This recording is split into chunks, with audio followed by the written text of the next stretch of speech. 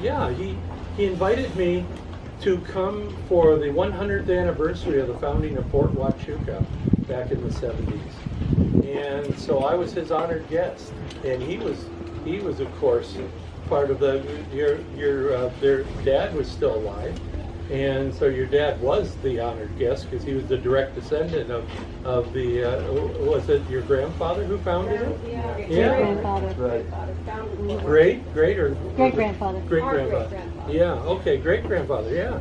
Founded Fort Huachuca. All the Buffalo Soldiers. Incredible history, and I didn't know any of it.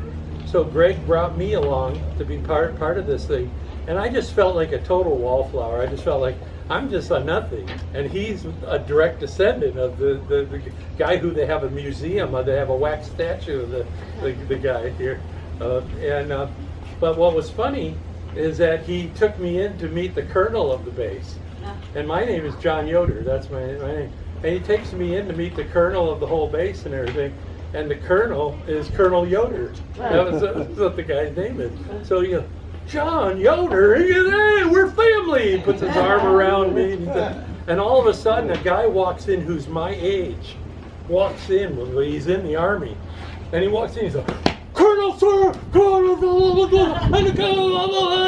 and then the colonel's looking at him and he's like, oh, yes, are you, get out there. And he goes, yes, sir, yes, sir. And he turns around, walks out the door and everything, and then all of a sudden he turns around to me and goes, so what part of the country your family from? And I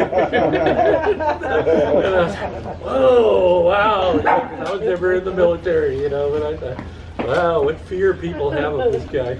So it was actually, and we all the parades, all the ceremonies, that big dinner that they had and everything. Never forgot. I actually have pictures, but they're all fading now. But I do have a lot of pictures that I took with my little Instamatic camera of Fort Huachuca, and so that was really cool. That was really, and Debbie and her friend were riding in the back of our pickup truck, messing around there. They're just bratty little teenagers. And but we all had a good time, and we worked together for years. I was carpet layer and he was my helper, and he didn't want to be a carpet layer. Most helpers learn the trade and they become carpet layers, but he just wanted a job and makes a little bit of money. Lynn was making most of the money while he went to Cal State Domingo to get his degree. So I don't know how that worked. His hours must have been like late in the afternoon or something. And so we worked together for years and Jake, who died, who I went to his service, he worked with me, and then this guy Rick, who was here, he was also a helper. All three of them were. So for me, it was just laughing and joking at work all the time, and customers had to listen to us while we're in their houses trying to lay their carpet. We're all telling jokes and stuff, and but it was so much fun. It was just he was just such a blast to be with, and I remember one time we were working in Compton, and all of a sudden they found Patty Hearst. They found the house that she was hiding out in. And what were they called? The SLA, I think. So the Symbionese Liberation Army. Yeah. So they find their house in there. They put these tear gas canisters there, and it set the place on fire, and it killed everybody in the house. But Patty Hearst wasn't there. She was somewhere else. So, well, we found out about it. We were in the neighborhood doing a job. So we were going, hey, did you hear on the radio the Patty Hearst house just burned down? So we actually drove down the street, and there's this big crowd there, and we see these guys. The house is ashes now, and it's down there, and the police are trying to control it, but there's all these people running around, and then a couple of guys grab the bathtub, and they're running away with the bathtub from the house, and Greg and I are just looking at it going, I wonder if Patty Hearst took a bath in that bathtub. And oh man, so, there were a million things like that we. And then once those things would happen, I said this also at Jake's. The only reason I bring things like this up is because once they happened, we would talk about it for years and years and years. So 20 years later, I would get together. I come from Arizona, I visit him. I said, hey, remember Compton? Remember Compton? Remember the bathtub? Yeah. And that's the way it always was with us. And so we never had a time when there wasn't something to talk about, because we had so many stories about the sneaking. You know, when we used to go to the movies, Greg was really funny because he was paranoid that we were going to get busted, and then somebody's going to tell the pastor and they're going to kick us out. And so one time he came up to San Pedro when they had the Strand Theater, and I was living in San Pedro at the time, and we went to come to a movie, and Greg wore a sweatshirt and he put a hood on. And then while we're in the movie theater, he kept the hood on. I said, Greg, if the people are in the movie theater, they're sinning too. You know, we're okay. You can take the thing off because they're just as busted as we are. But we did actually, one time we were walking up to go into a movie, and a guy from the church came walking out, and he freaked out when he saw us. And we told him, I forget who the guy was, but we said, don't freak out.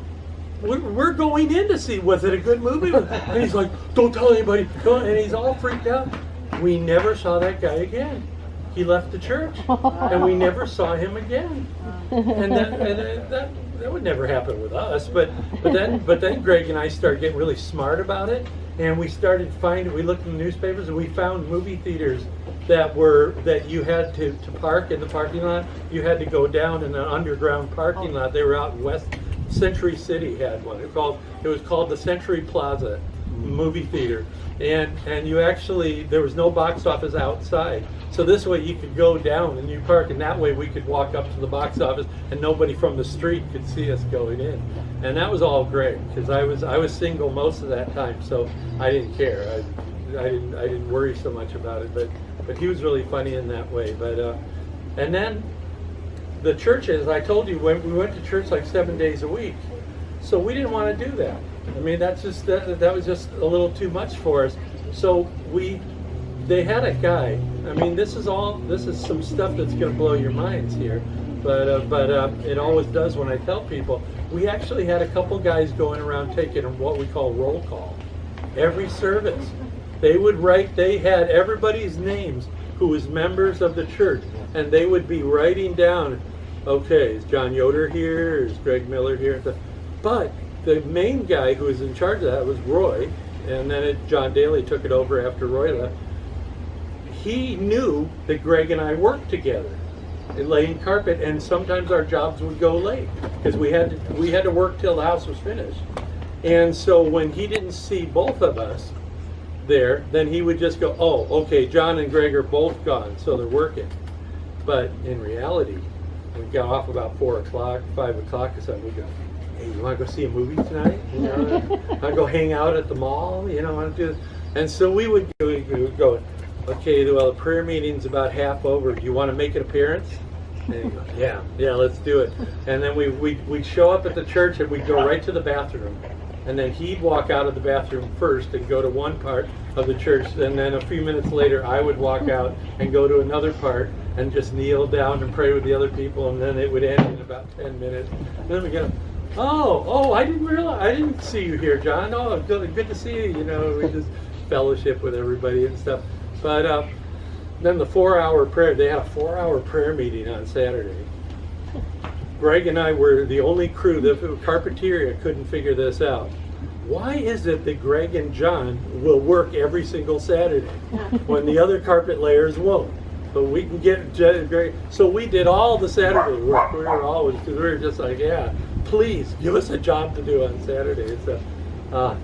And so we got around that and stuff. And Don was reminding me that there were some times when we did have to go because we didn't have a job, and we believe in God, and we did believe that we could be punished for not doing what we're supposed to do. So we would go there.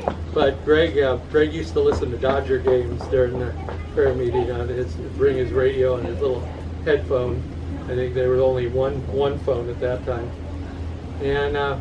But that's how we got through that whole time, just joking, laughing, and then we built so many memories that anytime we visit, anytime we get together, it was just nonstop. And laughter is so good for you; it's so healthy for you that I would just feel like I got a big shot in the arm whatever the best thing to get a shot in the arm of anytime Greg visited, because by the time it was over with, 3 days, it was just like I had laughed so much.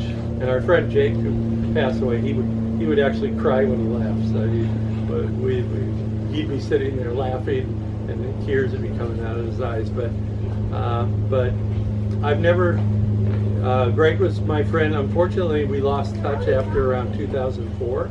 But I did go up to Grass Valley once. But once he was up in Grass Valley, then I would only come to LA. I wouldn't go up to Grass Valley and stuff. And so we just kind of lost touch and stuff. But I was very shocked when I heard the news, and there will never be anybody like Greg in my life again. I know that. Just because we've got years of history. So yes, I'll have friends, and I do have some friends, but there will never be anybody like Greg again. And I am so thankful. When I heard about, we heard, me and Jake and our little circle of friends, and Don, who I just met on this trip now, found out about this just about 3 weeks ago or 4 weeks ago, and we were shocked. We were just like, Greg died in December?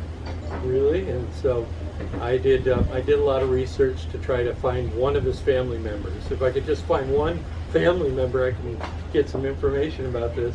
And fortunately, Janet wrote an obituary for her father with a very beautiful obituary. It didn't mention any of the last names or maiden names of anybody, but on the very bottom of it, it did have her full name. That was the West Point one. Yeah, the West Point one, but it's on you Google it, you can find it. And on the bottom of it, it said this obituary was written by Janet Miller Simpkins, and I'm like, yes, I have a full name here. And then I put it in Google right away. Copied it right off the thing and put it in Google right away, and the Facebook page popped up, and I'm on Facebook, and I'm going, yes. And there were 3 Janet Simpkins on Facebook.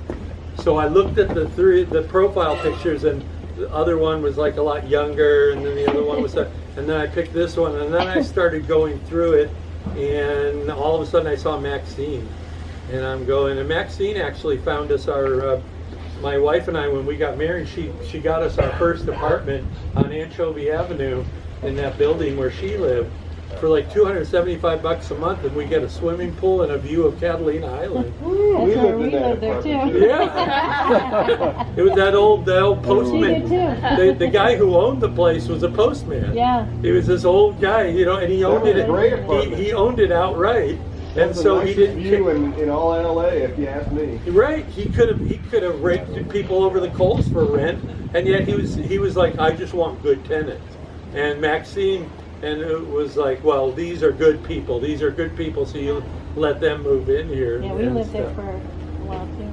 Yeah, and so yeah, just seeing Maxine and stuff.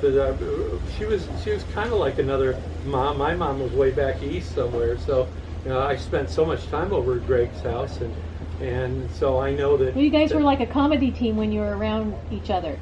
Well, Greg was always. Yeah, you were talking about George Carlin. Yeah. Yeah, with us it was Cheech and Chong. Yeah. We memorized the entire Los Cochinos album. We memorized the whole thing. So I would be Cheech and he would be Chong, or the vice. No, he would be Cheech. No one could get a word in edgewise because you guys had the whole comedy. Yeah, going. we would memorize the whole album. And we did Cheech and Chong was one of our favorites and stuff. But yeah, that. When I forgot, that wasn't even in my notes here. I forgot about that. But yeah, and he was the one who found it. He found the Los Cochinos album in the library or something, and then I recorded on cassette tape so we could play it in the car while we're driving around and stuff. But oh man, what a blast it was to be with him, and